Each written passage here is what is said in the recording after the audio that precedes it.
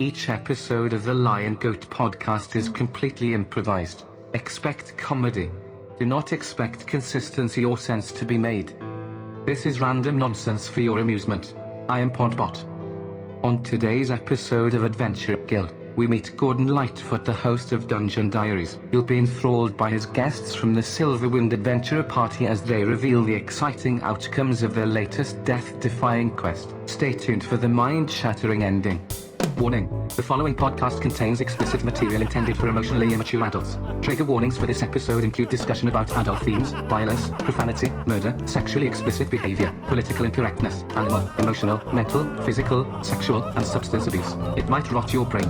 I warned you. If you want to experience this podcast as intended, listen while wearing stereo headphones.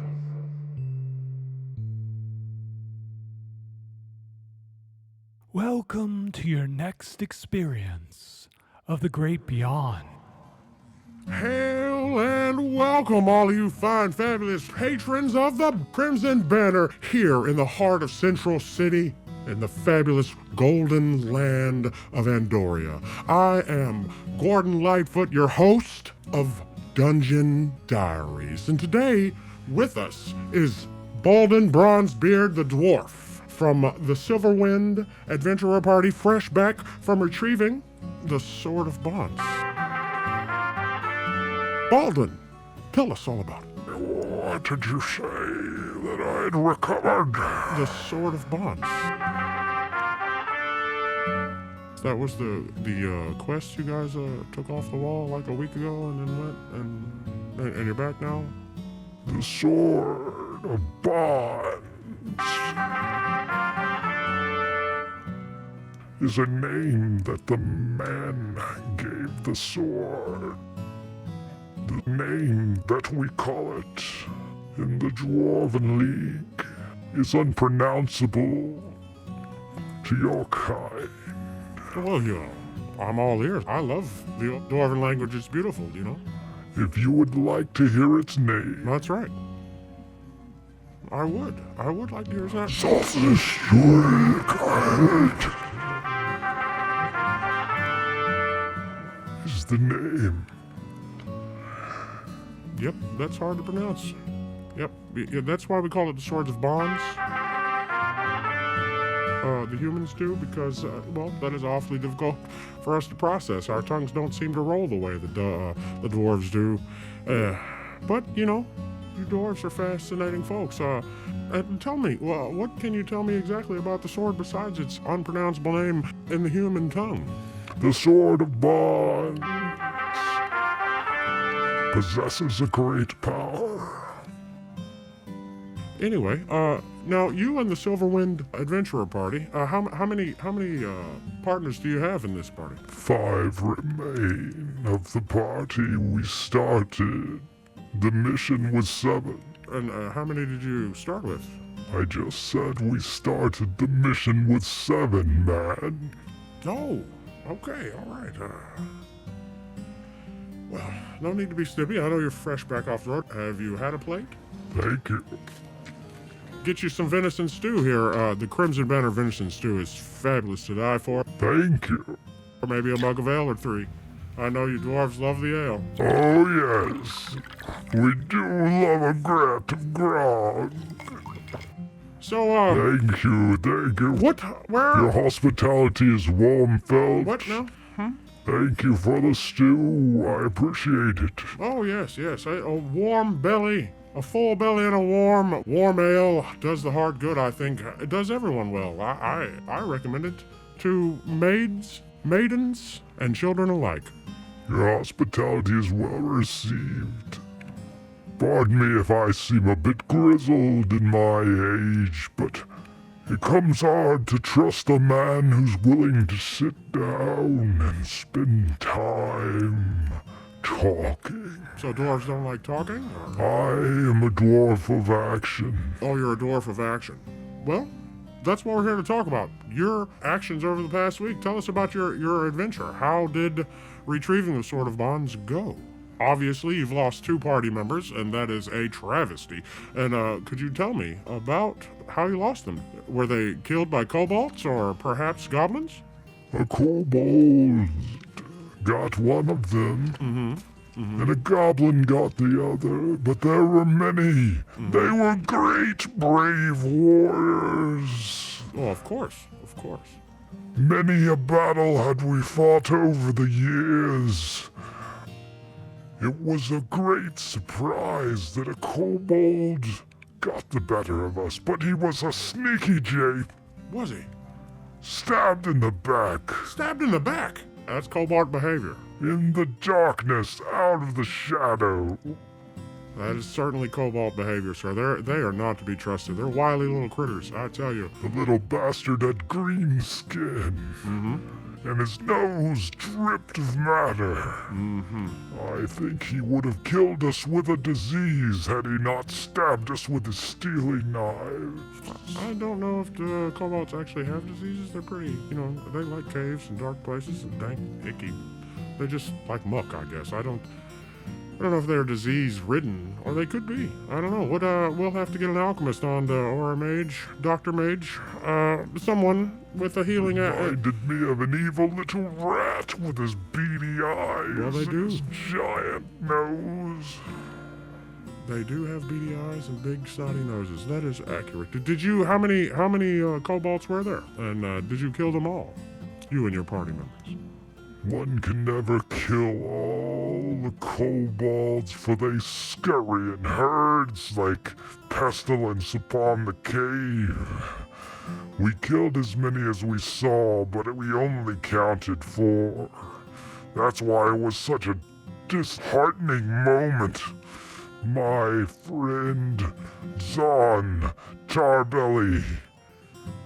He was a mighty warrior, as I say, and he's been up against many kobolds in the past, and of course, never has a kobold been able to withstand his mighty blade. But 3 of them distracted us, and their compatriot, as I said, was hiding in the shadows. So, Bowen, what you're telling me is that, 4 kobolds got the better of 7 party members? No. Let's back up. Let's talk about your party members. Were there other critters in? Okay. Hey, it's your story. I'm just asking the questions, guy. I'm just here. The way it went down, he was on a scouting mission. He was scouting the path ahead of us. We barely caught up to him by the time the kobolds had stuck the knife in his back. He was already stabbed and bleeding, gasping on the floor. I see. But he died with great bravery. Yes, that is true. Your party doesn't have any healers? And he told me to speak these words for his wife. Oh, okay. Of course, he speaks Elvish, so my pronunciation is bad. But they went a bit like this.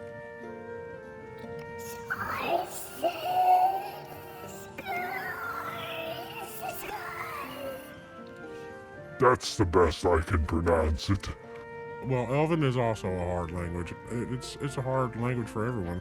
Those elves, they have a light, sing-songy quality to them, their language, and it's difficult for most of the other races, especially us humans and you guttural dwarves, It's okay. Well, you're right, and of course those were his last dying gasping breaths, so the pronunciation is probably a little bit off. Could be a little off. My Elven's a little rusty. It sounded like you said, go fuck your mother. But I could be wrong. Maybe he owed you money or something. I don't know. No, I believe it was tell my mother that I love her. I think that's what he was... Oh, okay. Well, possibly. I'm not an Elven language expert here. The word fuck, the word love are very close. You were? Very close with his mother? Oh, well, I would always... I am, of course, very close with all of the mothers of everyone in the party, but I was saying that the word fuck and the word love are very close when you're trying to translate Elvish, so yeah. hence your confusion. I can see the confusion, yes. Not go fuck your mother, but go give my mother my love.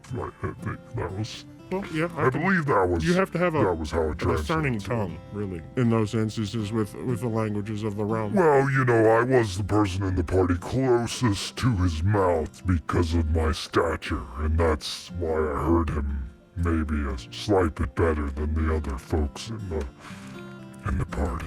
Right. Now, let's talk about your other party members now. Of the 7, or the 5 remaining, who's left standing? Well, of course, our ranger, our mage, our thief, which we don't always like to admit is part of the party. Right. You gotta keep that on the down low, really. Our bard, our bladesman, which I take umbrage with because I'm rather fond of the blade myself. Oh, really? Typically, dwarves use hammers, but you prefer a blade. Is that correct? I like an axe, a blade, a hammer, Okay. each as well as the other. Each and... And I've been known to use a pair of bolos, of course. Okay. Well, you're... But I don't like the harsh stereotype that dwarves can never wield a blade. Of course, we use a shorter blade. It's hard to pull a two-handed human-sized sword, which we like to think of as just a little too long. I mean, you're being quite flashy with those two-handed swords, aren't you? I mean, admit it. Can you even lift a two-handed sword? You're an average-sized man. Well, yeah, I can. I feel the same way about long sword wielders because I feel like they, they're inadequate in other areas, They have a small penis, and that's why they use a big sword. That's what I like to say. That's what I've heard myself, but being a dwarf, we're hung like elephants, so... Oh, well, that's true. I've heard that many times. I mean, comparatively. Many times I've heard that. We don't really have that problem. I, being a part-time adventurer and a full-time bard myself, I like to use a rapier, and, of course, my lute. But, that's just for wooing the ladies, as it is in selling songs of the fellow adventurers. This is what this show is all about. I will probably turn this into the Ballad of Baldwin the Bronzebeard and the Sword of Bonds. That would be a great title, I think, don't you? That sounds wonderful. I'm not sure what it means, but it does sound good. Well, it's a song that will live in infamy. You'll be a hero throughout the realm for returning the Sword of Bonds. Now, what exactly, what if anything, can you tell us about the Sword of Bonds? Mr. Bronzebeard. It's called the Sword of Bonds. Right. Because it bonds the men who've possessed it. It possesses a magical quality of a legacy, which lasts from user to user. Okay. So, in essence, it kind of holds and passes on the skills set of the user who held it before him. Is that correct? It's not the skill set that it passes forward.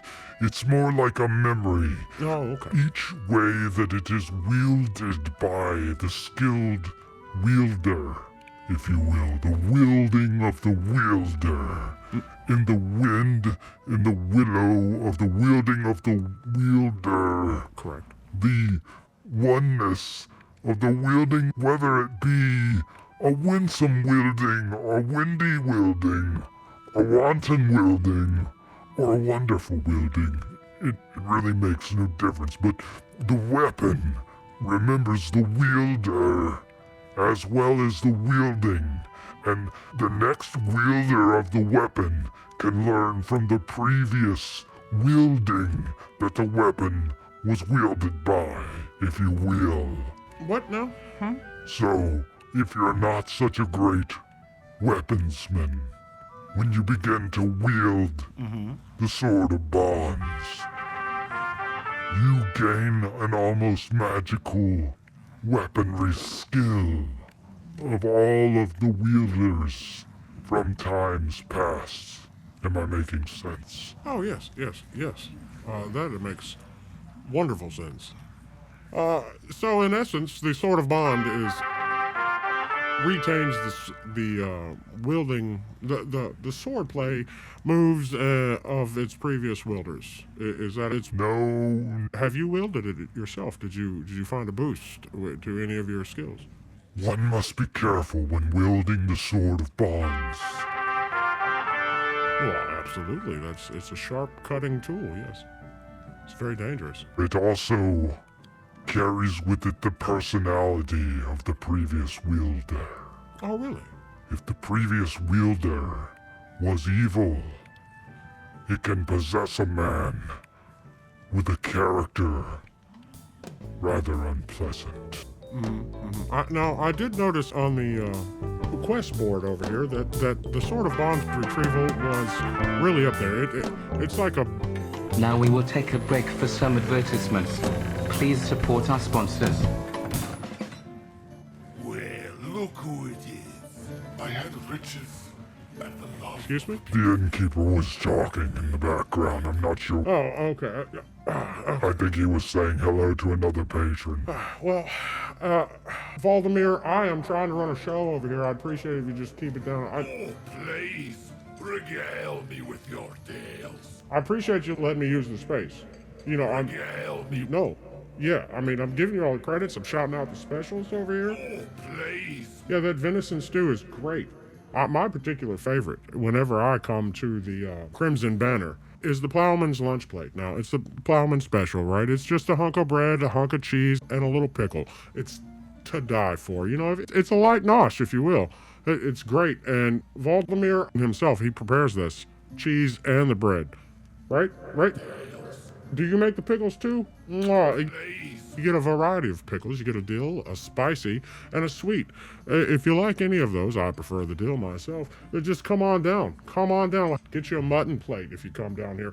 How much is it? Two coppers. 2 coppers. And it comes with an ale, right? Just imagine this could be your advertisement. Please reach us at LionGoatPodcast@gmail.com to provide sponsorship. A refill on that ale? Come within the next 20 minutes down here to the Crimson Banner, and I'm going to personally pay for your refill, right? Right? Right. Okay, thank you. That's a steal. I gotta just say that's a steal. Thank you, Baldwin. Tone it down just a little bit. I'm trying to host a show. Thank you. Now, if you do find your way down to the Crimson Banner and join us, and you know, Muriel is my favorite serving wench. Now, how you doing, Muriel? I've got gout. You're good. He isn't? Well, he will be soon. He's very ill. I'm getting better. No, you're not. You'll be stone dead in a moment. Oh, look at her over there. Oh, those are some tasty double D's, I promise you right now. Don't touch them, folks. Don't touch them. Tip your servers. Don't touch them. That's what you got to do. Thank you. And now, back to the show. All right, I'm on it. Thank you, Baldwin. All right, now let's get back out of here with Baldwin Bronzebeard of the Silverwind Adventuring Party, who is fresh back from retrieving the Sword of Bonds. Now, as I was saying, I did notice that the Sword of Bond's retrieval quest was really high rank. That's like a C level rank. Now, if you don't know the rankings, the highest is A, B, C, E, D, F. Okay, and I myself am a F ranked, or is it E ranked adventurer. I know I'm low. I know, folks, but really, it's just about going along for the adventure so I can practice my bard skills. I did not get. I am a A-level bard. I promise.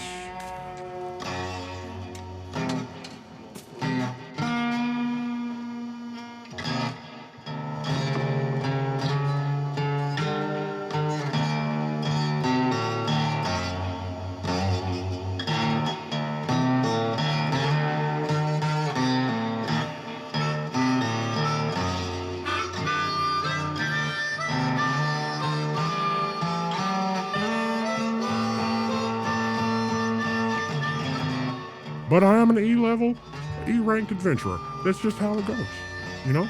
Adventuring is new to me. That's why I come here and set up shop and talk to all these wonderful guys and ogres and ladies and elves and halflings and whatever, whoever. The mic is open to anybody who would like to tell their tale.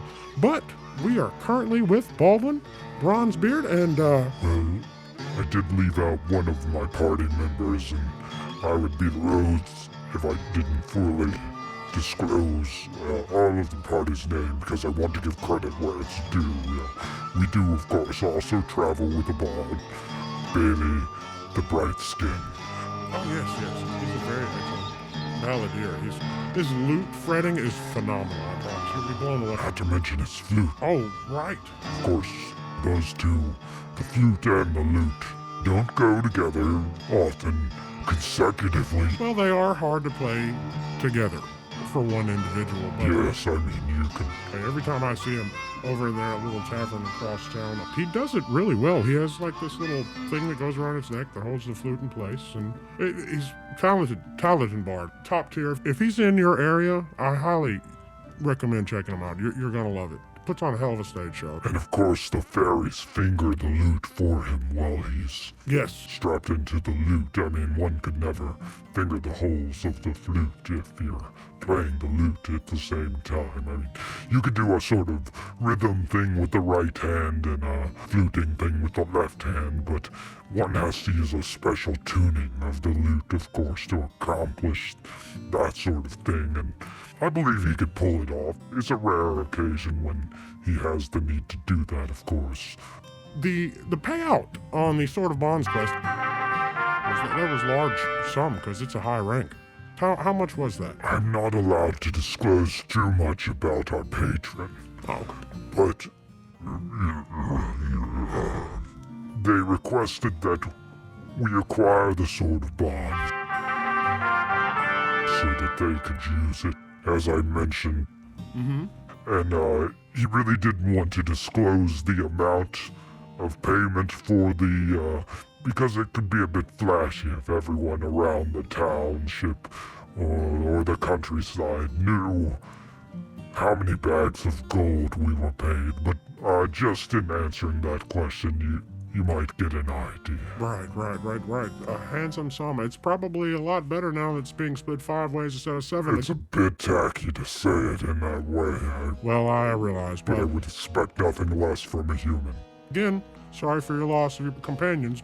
Are you going to be donating their cut to their families? Or what will you be doing in honoring your fallen compatriot? Of course, we'd have to give a good share of the money to the families, the mother that we mentioned before, and of course my other compatriot, his parents had already passed on, and he really has no family, so to speak, except for our party. So we decided it was best to make a small charitable donation to the guild. Kind of like a scholarship for beginner adventurers. That's nice. I think, I didn't really know him well, but I feel like he would probably like that. No, the Mages Guild. Oh, the mages. Yes, they're Oh, on Windwalk Island. The Mages Guild on Windwalk Island, of course, is where he did his initial training. We must assume that... was he a high mage? Or just, a beginner level mage? Like I said, I didn't know him well. I think intermediate. We are all C class, as you mentioned before. Right. Did he have a lot of spells in his spell book? Oh, yes. He possessed a great power of illumination. Ah, And that's why it was such a pity that the kobold was just in the shadow, because he just cast an illumination spell Incendio. not more than 10 meters from where the incident occurred. sneaky little kobold, And man. of course, as we walked up, that's how we saw that the kobolds were there, because they were illuminated, and of course they did what all kobolds do when illumination is anywhere near. They scurried away with their whimpering sounds, those pitiful, horrible sounds that they make.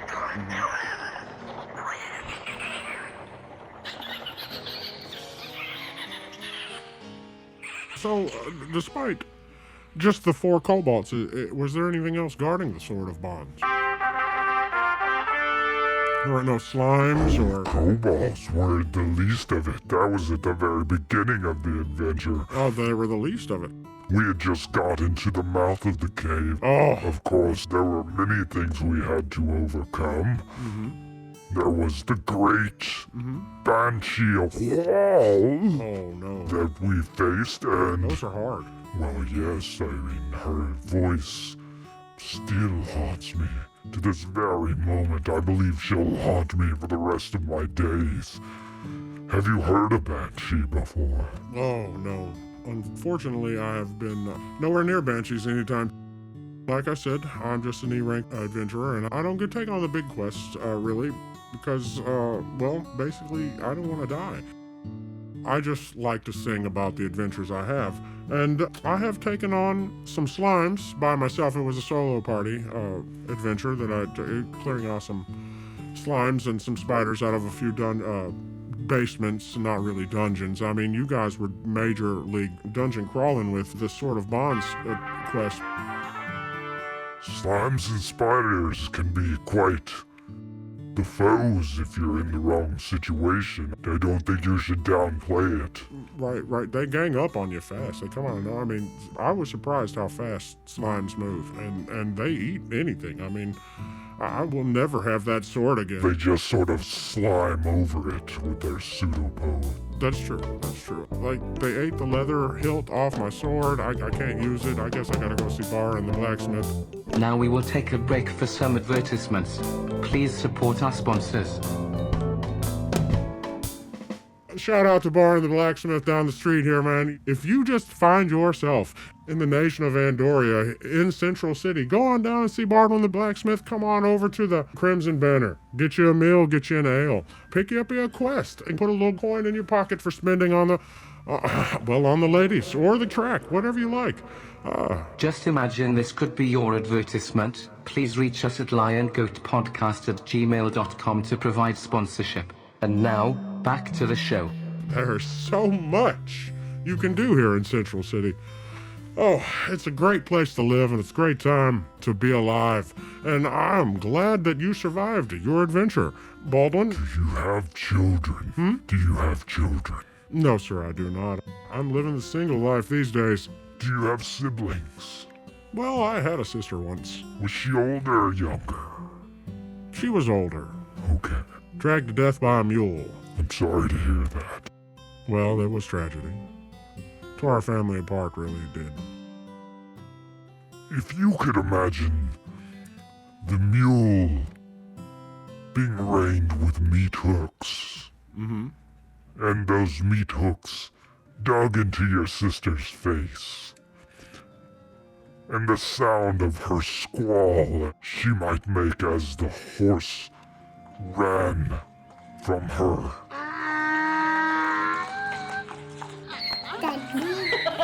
Ripping off her face and dragging her on the ground.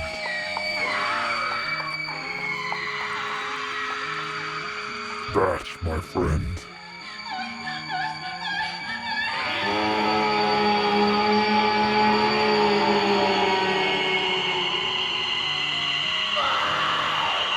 might be somewhat akin to the sound that a banshee makes.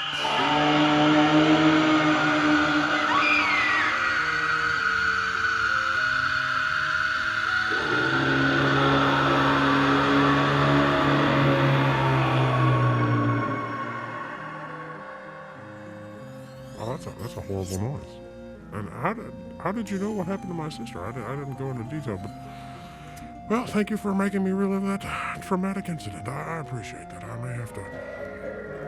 may need another ale. Over here, Mildred? Thank you.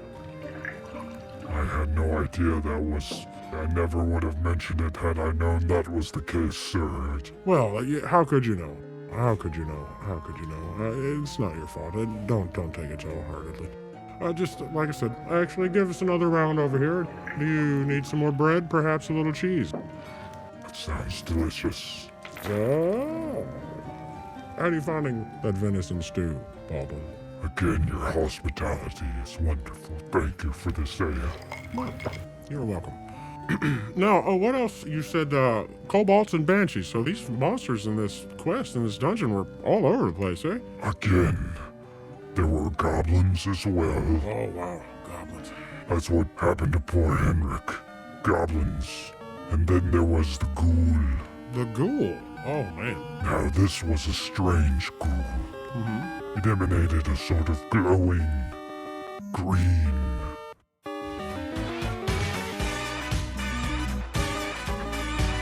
I asked our friend the mage, Henrik. Who you gonna call?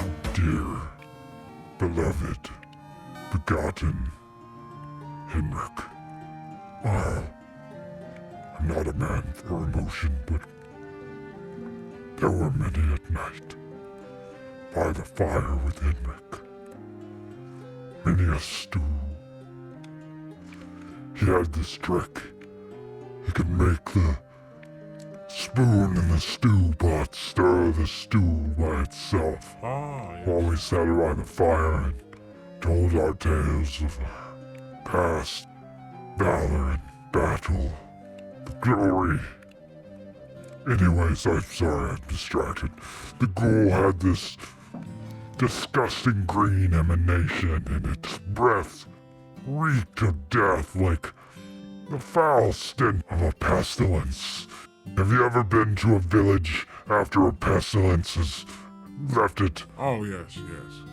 Ghouls are not really known for their oral hygiene, really. I think it was the undead in its breath. Probably, yeah. But it reeked like a village that had died 2 weeks ago and was left to rot. Ugh, that's rough. Without the soul bearers or the dead wagon.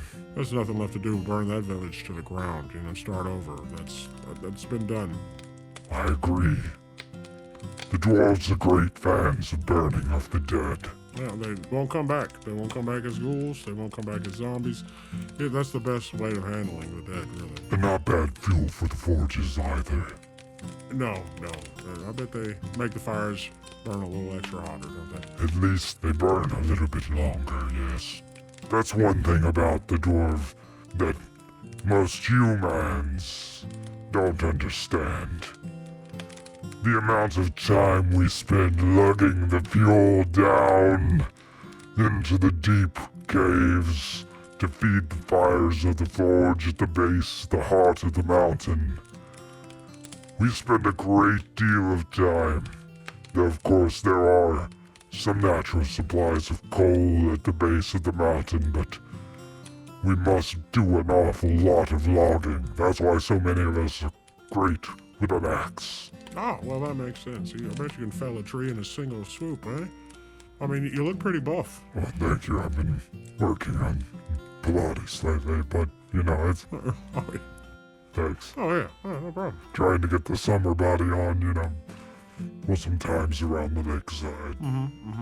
So, does your particular dwarven settlement, do they have logging contests to see who can fell as many trees? And do you make games out of it? I mean, you're sporting a lot, the dwarves out here. Of course, you must be thinking of the great annual tree felling contest, and there are many other games that we play. We have the log toss, and there is the mumbly peg, and that's just for the small dwarves, of course, but the younger dwarf can, and many of the other events are hard to pronounce or explain in the human tongue. Personally, what is your favorite game to play, Baldwin? I'm quite fond of the snogging after. Oh, after the game? We have a bit of grog, and then there's a bit of snogging. That's my favorite. Oh, okay. So you basically... Orc parties are off the hook, huh? They got the orgies and the games, huh? I don't know if you'd call it an orgy. We're not so much for PDA, but there's quite a bit of snogging if you can land the right lass. Okay. Do you have wife? Or are you just going around kissing all the dwarven ladies? Is that what you do? I'm not married as of yet. I do have hopes one day. Right. Maybe once I'm more adventures under my belt. I'm rather young. I'm only 300 years. But if I were to take a wife, then, there might be a bit of nagging when I have to go out on my next adventure. Nagging is a powerful weapon for people who want to get their way. Right. Unless your potential wife enjoys adventuring as well. Does that happen a lot? Husband and wife adventuring dwarves? Or mostly homebodies once you settle down and get a wife? Well, of course, we still continue to work in the forges, and Right. we still need to keep the home fires burning, so I might go into a bit of light adventure consulting. Have you spent much time operating the forges, or is... Of course, yes. Hardly a morning goes by that I don't have some time with the forge. We must keep our muscles strong. We must keep the fires burning, especially if I'm back at home. I have to constantly work to keep the home fires burning. I wouldn't have so many of these fine weapons and this fine armor. Correct. Now, did you make this armor and this weaponry yourself? That is a very... Of course, yes. I forged all of this. Oh, did you yourself? Okay, that's talented. Can you tell us a little bit about your armor, sir, perhaps? Does it have any magical enhancements, for instance? I grow weary of this conversation. Would you have any interest in talking to anyone else at my party? Well, I mean, anybody who wants to come... I think your show's great, but I see some lasses over there that I might like to, do a little snogging and grogging with. Well, I'm sure. You've eaten, you've had a couple of pints of ale, and I'm sure you're ready for a hot bath. I know you're fresh off the road. We can take on another one of your companions. That's fine. Does anyone in the party want to take Baldwin's place here? Better coin for an old adventurer. I'm looking for what? I was quite famous in my day. Oh. Perhaps you've heard of me. My name is Inigo Montoya. If you're looking for easy money, I'm your guy. No, I'm looking for an honest buck, buddy. That's why I do this. Okay. What? Now, our next party member is... Are you looking for a buck, buddy? Is that what you said? No. I thought... Samantha, go back to the corner. Prepare to die. Okay. Well, our next party member from the Silverwind Adventure Party is Elrin.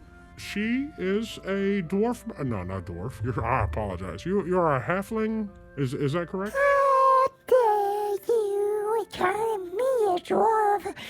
Can't you see that I am at least a foot taller?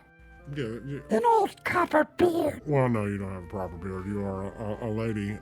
After all, I just misspoke. I'm watching. There's just a side note, audience. There's 4 or 5 dwarves in here. They're just running around getting drunk and. Now, there's nothing wrong with a lady who has some hair on her chin. What? Do you have hair on your chin? I said there's nothing wrong with a lady with hair on her chin and hair on her toes. Well, I mean, that's some people like that. I will say that I am not really necessarily one of them, but some folks do enjoy a bearded lady, or a bearded halfling like yourself, my dear. Now, Baldwin was telling us about some of the things that you encountered on your last quest to find these sort of bonds. Now, is there anything you can add? Perhaps there's a particular creature that he did not... Well, I wasn't here for the whole conversation. What exactly did he tell you about? Well, he told us about the loss of 2 of your party members, one to a ghoul and one to some kobolds, and... That was a sad shame. Yes, it was sad, but, remember, if you're going to live the adventurer's life, death is a possibility, so be prepared for that. We halflings thrive in the crowd.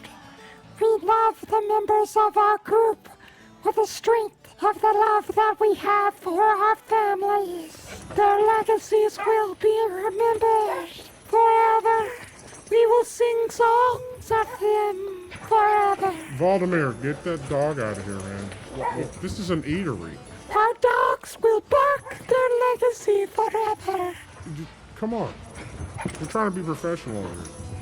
Okay, now anyway, my dear, what was your favorite part of the quest that you've just returned from? And would you like an ale? I would love an ale, thank you. That would be wonderful. Oh, good. Over here? Good. Now, let's get down to brass tacks. What was your favorite part of the journey at all? Did you... of course, my favorite part was... There was this moment on the 3rd evening. We were sitting around the fire. We had just had a nice warm pot of porridge. Mm-hmm. And Phil's beard was telling us a story of his youth when he found himself naked barebacked upon a horse racing at the highest speed across a great field of lavender. And he fell off the horse in a great pile of its leavings. Oh, that's a great story. We laughed and laughed. I see why he shied away from telling that one himself, you know. That's a teeny bit embarrassing. Yeah. And of course, there was the part where we actually recovered the sword. Excuse me, I'm sorry, do what? Oh, I was just saying, of course, at the end, when we retrieved the sword, that brought me a great sense of pride as well. Right. A great sense of accomplishment. This sounds like a very, very difficult journey that you guys have been on recently, and I'm glad you made it back. My favorite part, however, will be when I am able to return to the Shire. Right. I only go on these adventures because I need money. Well, so that's why we all do it, really. It's always much better when I'm home with the family. Well, I can understand that. Home is where the hearth is. That's what they like to say. Now, were there side treasures besides just the sword? Did you collect a lot of things? You don't have to give me an exact dollar amount. I'm just asking if there were, did you find random treasure chests or, little sacks of gold, maybe rob a couple of corpses? Oh, yes, there was one treasure chest that we found along the way. Mm-hmm. I have a fear, however, that it might have been cursed, because I've had this ever so troublesome ache at the back of my left knee ever since we opened it. But that might have also been a type of booby trap, I'm not sure. There was a loud creaking noise, and then this strange whiff of a dusty cloud that emerged from it. I'm not really sure what that was, but I've been feeling a bit queer ever since, but I really don't credit that to much of anything because I've always been one to go for either sex. But anyways, the thing that I enjoyed the most about that treasure chest was there was this tiny green emerald that I found in the corner. Now, the other folks in the party, they were pleased to find the weapons inside. There was an old dusty sword, and there was a tiny, the smallest tiny bayonet inside there. But I, of course, was more pleased to find this emerald ring. Oh, yeah. Do you see it here? Oh, yeah, that is lovely. Have you had that appraised yet? Are you going to keep it? Are you going to sell it? What are your plans for the ring? I'm not sure yet. It depends if this weird ache leaves my knee. Because I'm a bit afraid that it might be the ring. It has some sort of curse on it. Well, you can have that appraised. But of course it could have been that oeuvre, that miasma that came from the chest. Now we will take a break for some advertisements. Please support our sponsors. If you take that down the street to, 2 streets over to the left, you'll find a little gold shop there. Jerry's Jewelry, and he's got a fine lady that works with him. She does magic appraisals of all jewelry, so you can just get there and make sure that's not cursed. Is that Alice Appraisal that I've heard of? Yes. Oh, yeah, there was a strange man in the court square by the fountain yesterday when we first made it back to the village, and he suggested that Alice's appraisals was the best in Endoria. Well, they could be. I am partial to Jerry's Jewelry. No, I think Alice works with Jerry. I think it's Jerry and Alice. I believe they work together at the jewelry shop. Oh, well, they may. I don't know all of his employees, really. Yeah, I think Alice is Jerry's wife. I didn't know he was married. I'm sorry, Jerry. I should be on top of my, Is he a fan of the show? Oh, I think so. I think a lot of people are, Oh, hi, Jerry. Just imagine this could be your advertisement. Please reach us at LionGoatPodcast@gmail.com to provide sponsorship. And now, back to the show. I'm Endoria's most famous bard, and I don't want to brag. That's not because anything I do. I mean, that's not... Oh, yes, of course. I'm a fan. I've been a fan of the show of the pod. You've been listening to the show Dungeon Diaries? Yes. Oh man, I'm so glad. Since it first came out, old-time listener. I've been listening since the beginning. Thank you. I remember the tale when you had Merlin on himself. Oh yes, what a wild character, Merlin. Not Merlin of King Arthur's court. No, Merlin the mailman. Yeah, what a wild character, man. He's got such skill at delivering mail. I mean, it's impressive. Like, he just stands in the middle of the street and just throws the letters right into the inbox. It's so amazing. I think there's a bit of magic involved. What do you think? That's just a theory that I have. Probably. I think he probably has an enchanted item or two, I imagine. Well, I don't want to keep up too much of your time if you need to interview anyone else. No, fine, it's fine. Thank you for taking your turn and telling your tale, my dear. I appreciate that. Now, is anyone else from the Silverwind Adventure Party like to come on and discuss anything? If not, we'll just wrap this thing up right now. It's fine, it's wonderful. I am glad for the opportunity to sit with you guys. Thank you. If you'd give me a moment, I might tell my tale. Please do, and you are, sir. Please introduce yourself, if you don't mind, sir. Well, the reputations of my other party members seem to have earned your... Well, this is kind of radio, and, the folks out there listening can't really see your face and identify you from... I thought I might at least get the sort of introduction that the other members of the party were given. Does my reputation not besuit the grandeur of the other members of my party? Are you just not prepared? I'm just not prepared. That's all it is, man. I wasn't expecting all of you guys to sit here with me and take turns like this. You've forgotten my name? What? Is that what you're saying? You've forgotten my name? What? Is it that you've forgotten my reputation, or is it just that I'm not noble? No, it has nothing to do with nobility, sir. I didn't say noble. Damn you, English. I said knowable. You're not just not knowable. Oh, knowable. No, I'm sure you're well known in some circles. A lot of folks have their favorite party members out of various, and their favorite parties. And so just go ahead and introduce yourself, sir. Obviously, you're a Scottishman from the Highlands. So that makes you McBryerson. See, you thought I didn't know. You are renowned, sir, at drinking... I mean, with a name like McBryerson, you'd think you might be able to remember. It's not like you don't say my name twice every time you say it. Well, that is true. So your mother was quite fond of the name McBryerson, huh? And of course, I'm the son of McBryerson. Oh, whoa. Oh, wow, that's a renowned character right there. Now, let's tell you... You can't say you don't know the reputation of my dear father. Well, he was a renowned man. A fine Scottish... Some of the greatest adventurers in the history of Andoria. That is absolutely true. Are you finding it hard to follow in his footsteps? He's a level F. For fuck's sakes. Well, McBryerson of the McBryerson Adventure Party, he did. There's not three. My middle name's not McBryerson. What? The middle name is only Briar. It's not McBryerson. It's McBryerson. Of course. Oh, my fault. Let's see, there was my fault for not being informed here, I guess. People say I've got the reputation for being an ornery cuss. I swear, it's interacting with fuckers like these.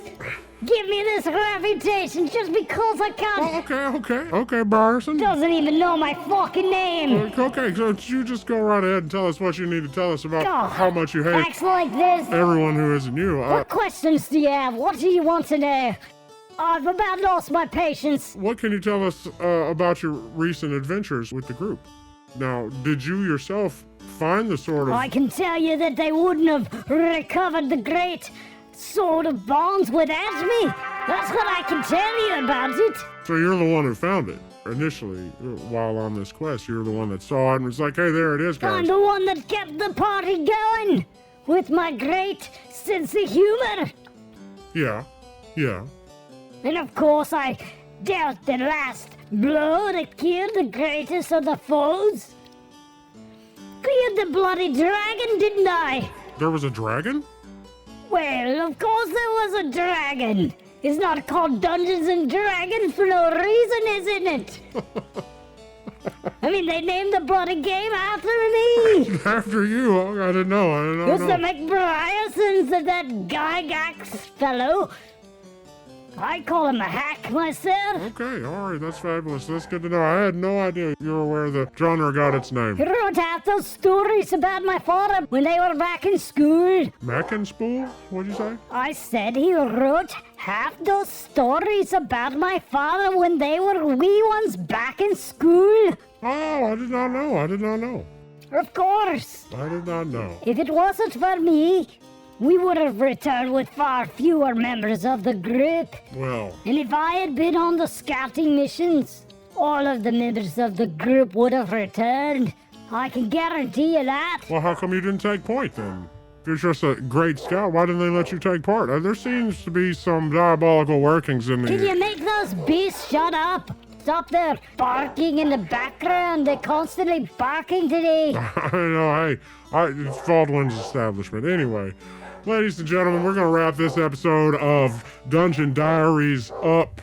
And thank you for joining us, all the members of the... Hey, you didn't give me my moment to speak my story. You're just kicking me out here. Well, I mean, we're short on time, sir. I only have a allotted amount of time, and it's... How long are the episodes normally? Oh, about an hour. By my count, you've only gone 55 minutes. Well, I mean, I've got to wrap up, sir. I mean, if you would like to continue your story, I mean, by all means, please do. Is it gonna appear on the show, or are you just gonna cut it off? I mean... Like you did my introduction? That's really up to those folks to do all the editing over there at HairelineProductions. But by all means, please continue with your tale. Are you saying you're a man who's not in control of his own show? No, I'm not in charge of the editing. You don't even have control of the content that you... I make suggestions, but that's about it. I'm not even sure it's worth my time to tell you my tale then. Okay. It's up to you. I mean, you've got a few more minutes left. Let's see if we can pull this up together. Go ahead, ask your questions. Now, you said you dealt the final blow to the dragon on the Sword of Bond's quest. Now, I did not know there was a dragon in the cave. Wow, that's probably why it was such a highly ranked adventure. The dragon was long after the cave. The cave was just at the very beginning. Oh, okay. So that was on the way back from the cave, or deeper into the cave, or what can you tell me? We went as deep as one could go into the deep cave, of course. Mm-hmm. We came to this great chasm with a mighty wind that blew. Mm-hmm. Is that typical of chasms and caves? Is there usually a wind? This was a great cave with a great chasm and a mighty wind that blew. And of course, there wasn't a bridge to be crossed. No. Our archer shot an arrow all the way across the chasm. The first one bounced off the rocks on the other side. The second one bounced off the rocks on the other side. And then, of course, it was me that said, "Why don't you use the grappling hook?" Wow, well, you probably saved some time there. And he attached the grappling hook. Nothing would be accomplished in this group if it wasn't for me. Sounds like you're the leader of the party, holding it together. I'm telling you, that's the truth. You're finally speaking the truth. Well, I do what I can. He shot the grappling hook across the chasm, and it dug deep into the rocky walls. And then, of course, we were able to pull each other across. Now, I was the first one across, and I pulled the other party members, one by one, with these mighty biceps. You see these mighty biceps? Mighty biceps, I tell you. Oh, those are monstrous, man. Those are good. Spent a lifetime building those biceps, haven't I? I don't know. How long have you been working out? What's your routine like? Clearly you're not skipping leg day. I think you're just making jokes for the wee members of the audience, so I'm not gonna take that the wrong way. No, I mean, you're a pretty buff guy. That's what I'm saying here. Obviously you are. Once we had crossed the chasm, we came to a wee hole, the other end of the cave. When we stepped out, I had to stop the rest of the team. I had to hold up my arm like your mother might do when you're driving and you've come to a sudden stop. Whoa. Okay. To keep them from falling off the edge of the cliff. Yeah. Was a wee little resting point at the mouth of the cave. We had to climb to the top of the peak. And that, my friend, is where the serpent nested. The dragon and the one. Hurry, we must hurry.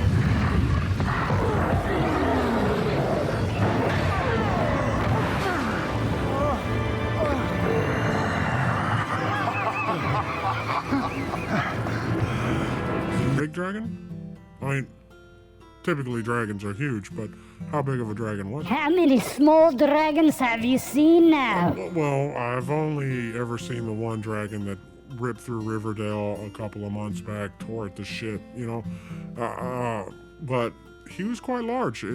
Same size dragon? What, was it a red dragon or perhaps a blue dragon? I wasn't in the Riverdale. I'm not sure of the dragon of which you speak. But this beast, I tell you, one of his talons was the size of your leg. Whoa, that's a big, big dragon then. Yes, now, perhaps the name McBrierson might ring a little truer in your memory in the future. Ah, yes, it will, yes. Dragon Slayer McBrierson right here. Ladies and gentlemen, I am honored to be here. I have you here. I'll just be sitting at the table with you. As you should be. Please continue with your dragon slaying story, Mr. McBrierson, please. It took half a day to climb the peak. We could see the dragon's nest growing in the distance as we climbed.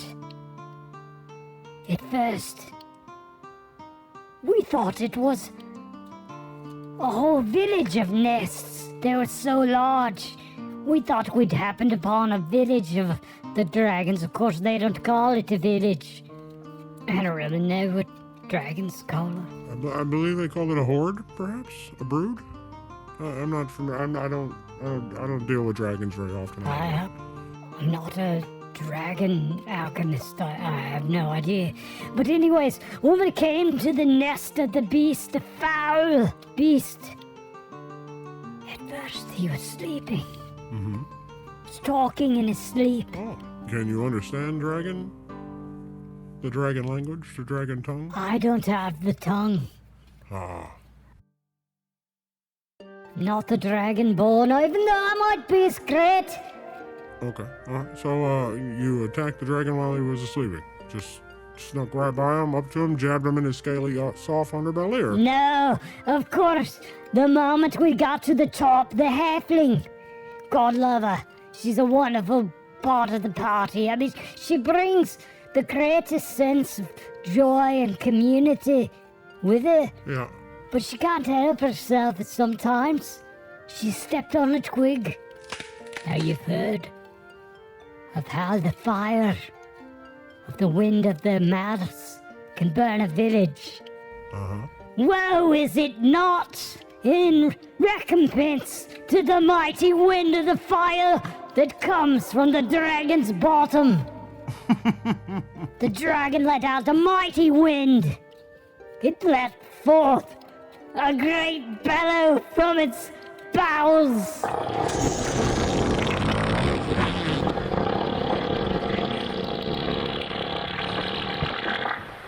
I bet that was odorous. What can I say? A man's a bit less bothered by the stench when he's running from a great fireball the size of the mightiest tree in the mightiest forest. No, I can imagine that's terrifying, running from a fireball that large, yes. I stuck out my arm and I pushed back the group, throwing him to the ground. Poor Tyrannus. His great mane and beard caught fire. Oh. Had to roll him in my pack just to put out the fire. Yeah? Second-degree burns he hasn't he? And then, of course, the dragon took flight. 4 hours we spent parrying the thrusts of the dragon. Most people are mostly afraid of the breath, but I tell you, he must have had a great parcel of beans, 'cause he flew backwards, and he just continued to release these great plumes of flame from his rear. Wow, I did not know dragons spit fire from both ends. This is new to me. I am never taking a dragon quest. Dragons, Khaleesi. They can never be tamed. Of course they do. People never talk about it, but what do you think? The alimentary canal, it runs from the mouth to the anus. Well, that's true. That's true. That's true. I never thought about it that way, but I am never taking a dragon quest just because I don't want to be on either end of it. Fire-spewing dragon. And right you should, for if you didn't have a mighty warrior like myself, right, you probably wouldn't be coming back. Well, you're probably right. I don't think I know any warriors of your prowess to even take along on a dragon quest, so I won't be doing that anytime soon, I assure you, but the tale of your dragon-slaying capabilities are going to live on forever in song.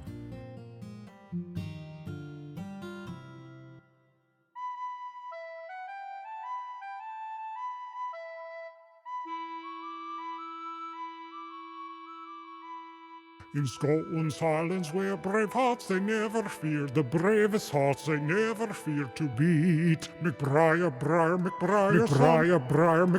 son, this hero's name we greet. Son of McBriarson, clan of McBriarson, greatest adventurers told. With sword in hand, his armor so thick, like his cock, his steel so bold. And a face so fierce, his temper does pierce, the butt of his ego is bright.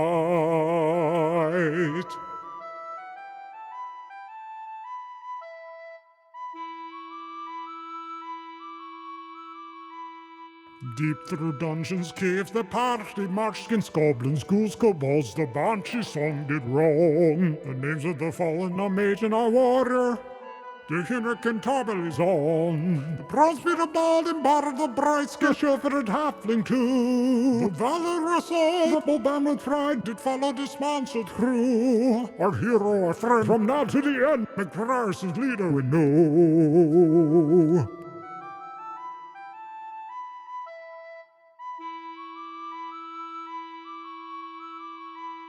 They crossed the mighty chasm with rope that grabbed no hook. His bicep look, his party he did say.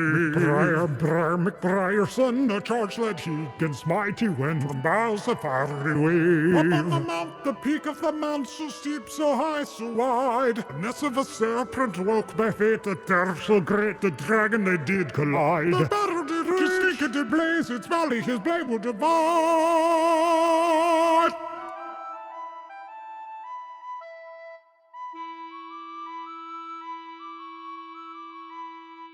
Hey, McBriarson, the dragon slayer bold.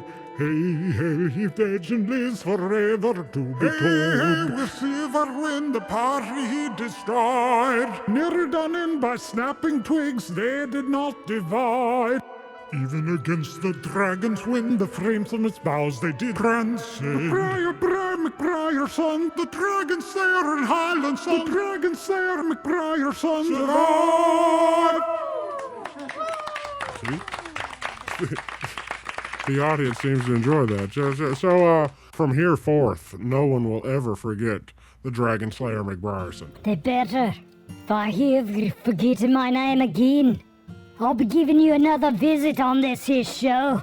I'll be glad to have you, but please don't wallop me. You said you delivered the final blow yourself. Obviously, it was a 4-hour fight. So were there lots of arrows shot and spells cast, and hopefully no swords were broken?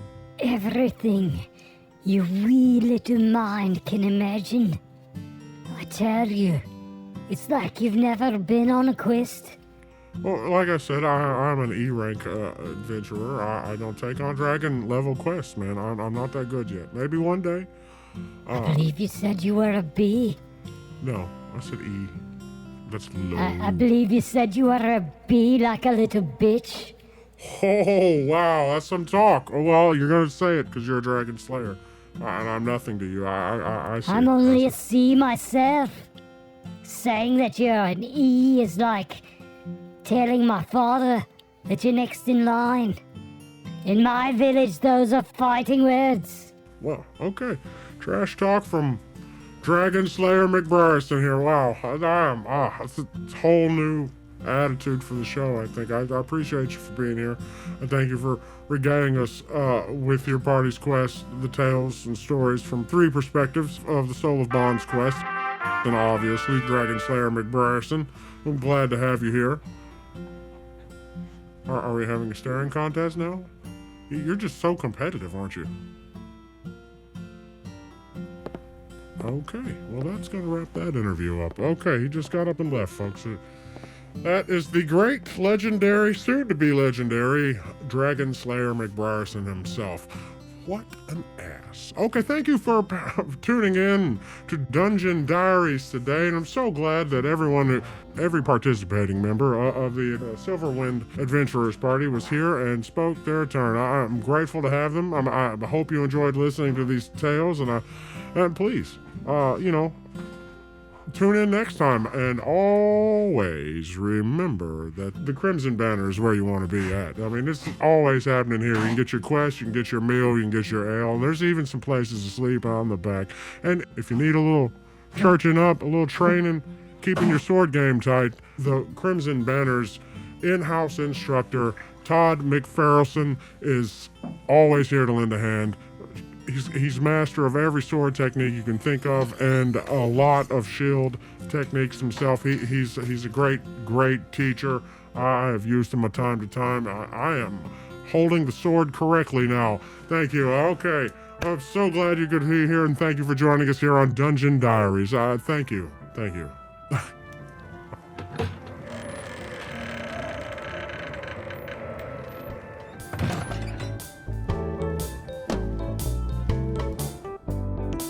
We would love to receive your feedback, your improvisation suggestions, your questions for advice, and your musical compositions for response. Please email us or send us a voicemail.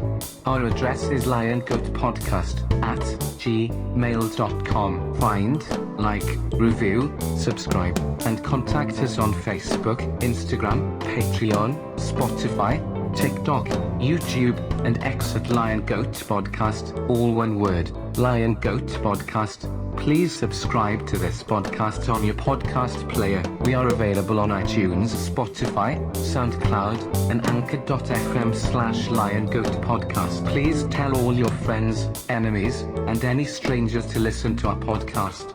This will help us bring joy to everyone. Text-to-speech services were provided by freetts.com and readloud.net. Various audio clip content used for the purposes of satire were located on youtube.com and the Internet Archive. Please see the episode notes for full attribution. Additional sound effects were provided by freesound.org. Other original music for today's show is composed, performed, and recorded by the excellent musicians at HairelineProductions. Today's show was edited, produced, and recorded by the world's greatest sound designers and engineers at HairelineProductions. Please like their content on SoundCloud/HairelineProductions.